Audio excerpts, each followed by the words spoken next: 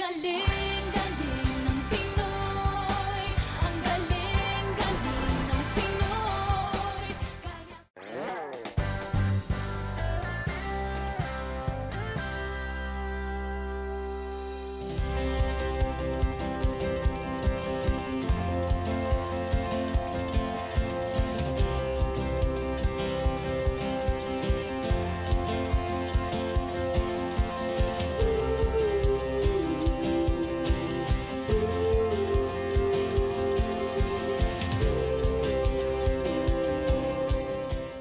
Nakikisimpat siya ang Philippine Book of Records sa mga nasira at nag-ibang simbahan noong October 15 earthquake sa Visayas. Para gunitayin ito ang simpleng pagrespeto namin.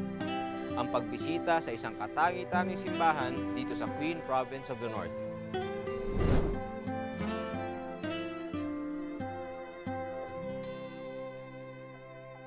Nabomba noong World War II ang San Matias Church, kaya fasad, altar at yung bell tower na lang ang natira.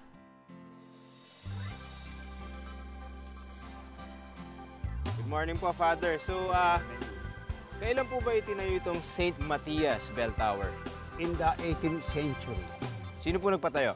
It was during the time of Father Forto, a friar, a Dominican who belongs to the Dominican congregation. Spanish, yung Spanish era to. So ano po yung special dito sa bell tower na to? It is the only cylindrical bell in the whole Philippines. In the whole Philippines. Based on records. Wow.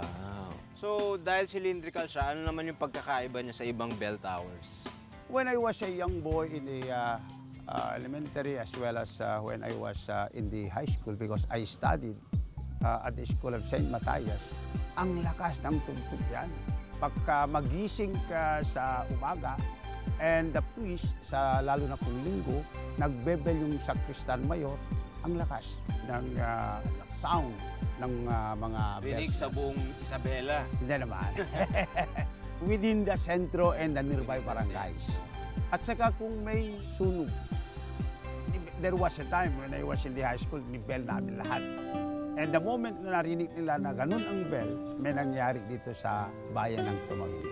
Ngayon po ba ginagamit pa yan? With modern technology, hindi na namin ginagamit dahil napapagod ka pagkat pababa ka eh. Sa cellphone na lang kami at nilalagay na lang namin sa LCD ang schedule. Nakaharap sa Cagayan River ang bell tower dahil sa malaking ilog na ito bumabiyahe ang mga tao noong araw.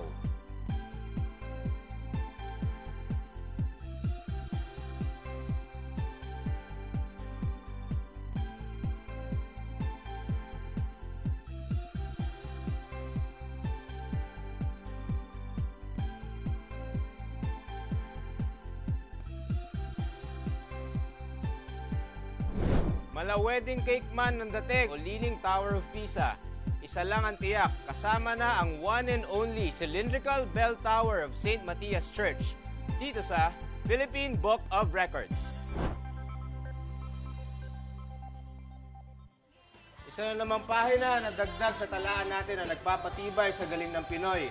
At sigurado, marami pa madadagdag sa mga susunod na linggo dito sa Philippine Book of Records. Hindi lang yan, partner. Ang mga record na nag-break natin, hindi lang pang-local, kundi mga world records pa.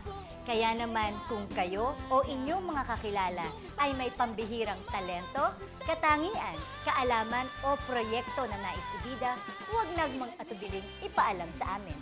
Mag-log on lamang sa www.philippinebookofrecords.com.ph. Kaya nga sa susunod na linggo, alas 2 ang hapon dito sa GMA News TV. Abangan ang mga susunod naming ipapakilalang una, pinaka at nag-iisa dito lamang sa Philippine Book of Records.